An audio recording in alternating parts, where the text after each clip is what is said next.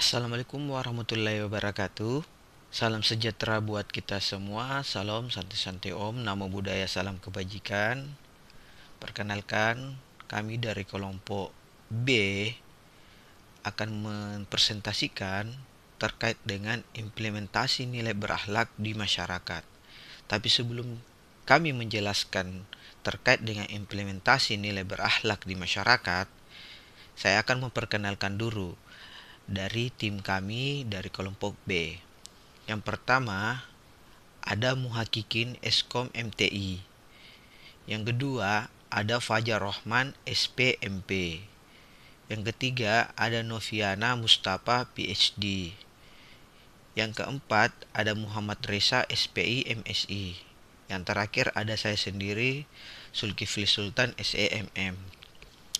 Oke, jadi pada tugas kali ini yang diberikan oleh Ibu Hani akan kami jelaskan terkait dengan bagaimana nilai-nilai berakhlak dan bagaimana pandangan masyarakat terhadap kepuasan atas pelayanan pemerintah. Yang melatar belakangi yang pertama berdasarkan Undang-Undang Nomor 25 Tahun 2009. Yang kedua, Peraturan Pemerintah Nomor 96 Tahun 2012. Yang ketiga, Peraturan Menpan RB Nomor 14 Tahun 2017. Jadi, nilai-nilai berakhlak sebagaimana yang kita ketahui, kepuasan masyarakat dalam rangka untuk menilai kepuasan tersebut yang melatar belakangi proses-proses penilaiannya berdasarkan undang-undang, peraturan, dan peraturan Menpan yang tadi saya sebutkan.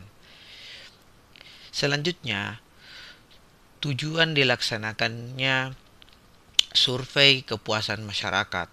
Yang pertama adalah mengukur sejauh mana pemerintah telah menerapkan nilai-nilai berakhlak.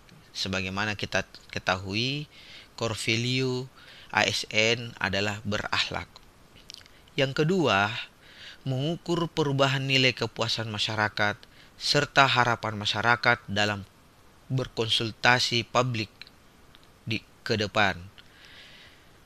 Yang ketiga, mengukur tingkat kinerja pelayanan publik saat ini agar dalam proses pengambilan keputusan ataupun kebijakan sesuai dengan hasil dan bahan survei yang dihasilkan pada proses survei kali ini. Selanjutnya, sasaran. Sasaran pelaksanaan survei kepuasan masyarakat ini yang pertama adalah mendorong partisipasi masyarakat sebagai pengguna layanan dalam menilai kinerja pemerintah yang searah dengan nilai berakhlak. Yang kedua, mendorong pemerintah pelayanan secara cepat dan akurat untuk meningkatkan kualitas pelayanan publik. Yang ketiga, mendorong pemerintah pelayanan menjadi lebih inovatif dalam menyelenggarakan pelayanan publik sesuai dengan nilai berakhlak. Pelaksanaan survei ini memiliki model konseptual. Sebagaimana kita ketahui bahwa survei kepuasan kepada masyarakat adalah sebuah variabel yang kita ketahui dalam proses penelitian itu belum dapat diukur. Jadi ini adalah sebuah variabel kepuasan masyarakat terhadap pelayanan publik pemerintah. Jadi karena tidak dapat diukur sehingga memunculkan sebuah indikator pengukuran. Dan indikator pengukuran ini sejalan dengan peraturan Menpan. Jadi ada 8 pengukuran. Yang pertama adalah persyaratan, yang kedua adalah sistem, mekanisme, dan prosedur, yang ketiga adalah waktu penyelesaian, yang keempat produk spesifikasi, yang kelima kompetensi pelaksana, yang keenam perilaku pelaksana, yang ketujuh penanganan pengaduan, yang kedelapan adalah sarana dan prasarana. Selanjutnya, metode survei. Survei kepuasan masyarakat saat ini yang kami lakukan dari kelompok B yaitu melakukan survei dengan menggunakan Google Formulir yang kami sebar ke masyarakat. Nah, sebagaimana kita ketahui, kami dari kelompok B membatasi survei yang kami berikan minimal 30 orang. Sebagaimana teori dalam metode penelitian, ada populasi dan ada sampel. Nah, sebagaimana teori Hare menyatakan bahwa yang namanya populasi bisa juga langsung dijadikan sebagai sampel. Nah, teknik pengambilan sampel di proses survei kepuasan masyarakat ini menggunakan teori probability sampling. Artinya kita melakukan secara acak. Nah, dari minimal 30 kami menghasilkan jumlah responden itu sebanyak 30 orang. Dan penggunaan analisis data yang kita gunakan pada proses survei kepuasan masyarakat ini dengan menggunakan analisis statistik SPSS tipe 23 dengan melakukan sebuah proses pengujian frekuensi. Bab 3. Hasil survei dan pembahasan. A. Deskripsi responden. Dalam menyusun survei kepuasan masyarakat terhadap pelayanan publik terdapat 8 pernyataan sebagai alat bantu pengumpulan data kepuasan masyarakat sebagai penerima pelayanan. Sebanyak 34 orang responden dengan identitas sebagai berikut. 1. Identitas berdasarkan usia. 2. Identitas berdasarkan jenis kelamin. 3. Identitas berdasarkan pekerjaan. 4. Identitas berdasarkan tingkat pendidikan.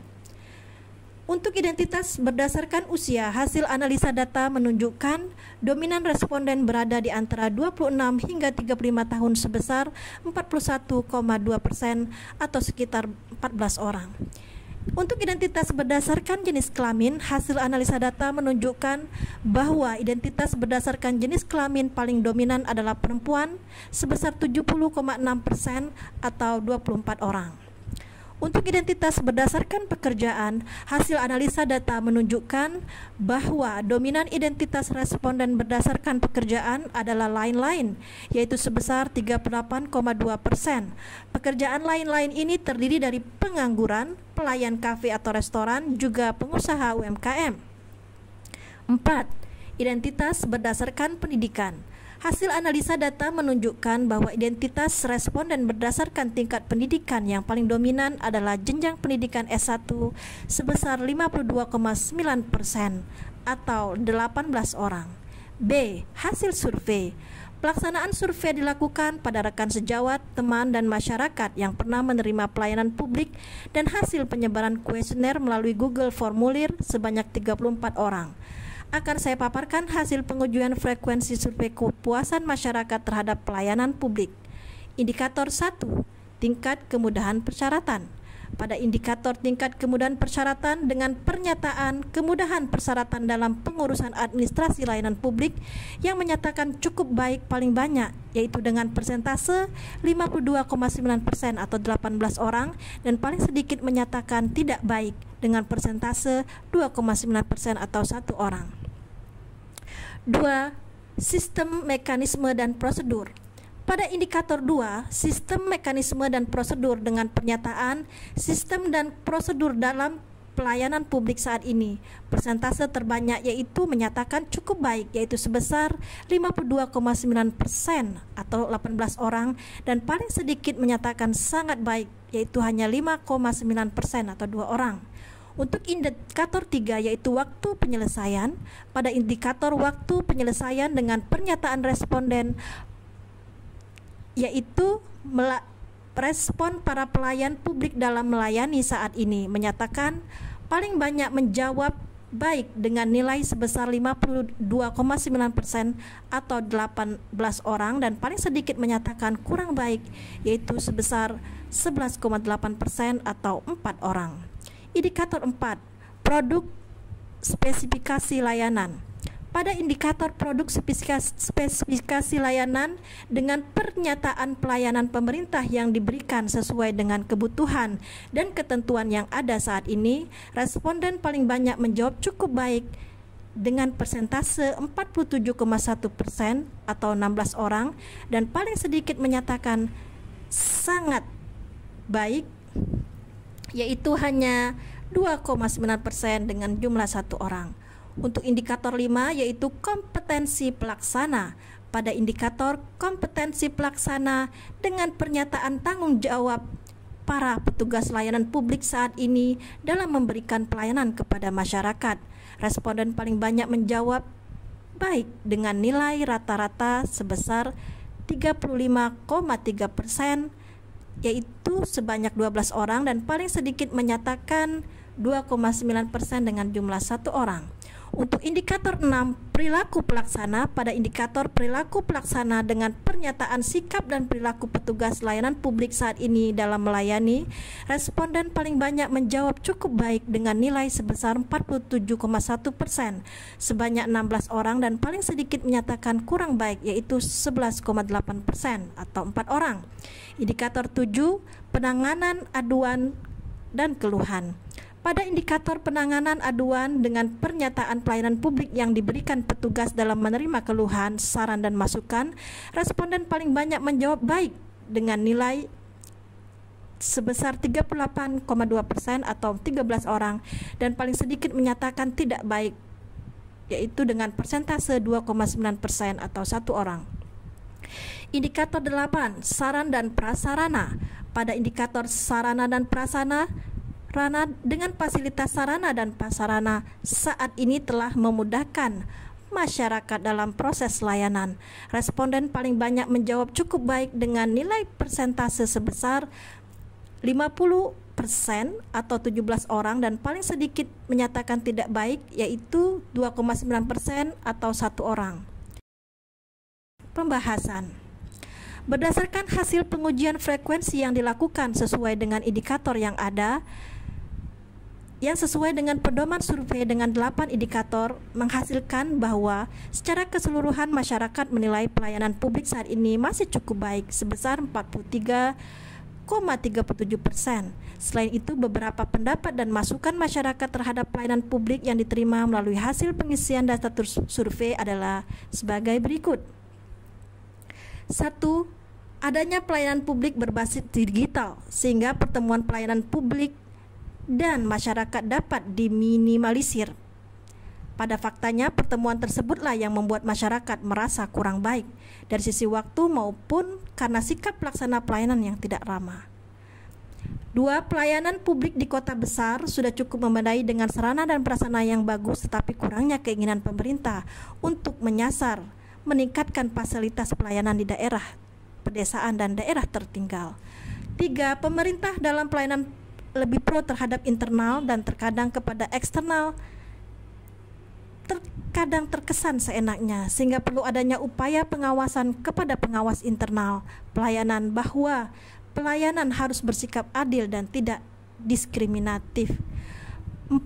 Pelayanan publik di lingkungan pemerintah masih kurang profesional, berbeda dengan pelayanan pada swasta. 5. Pelayan publik harus lebih ramah kepada masyarakat yang masih kurang paham penggunaan teknologi.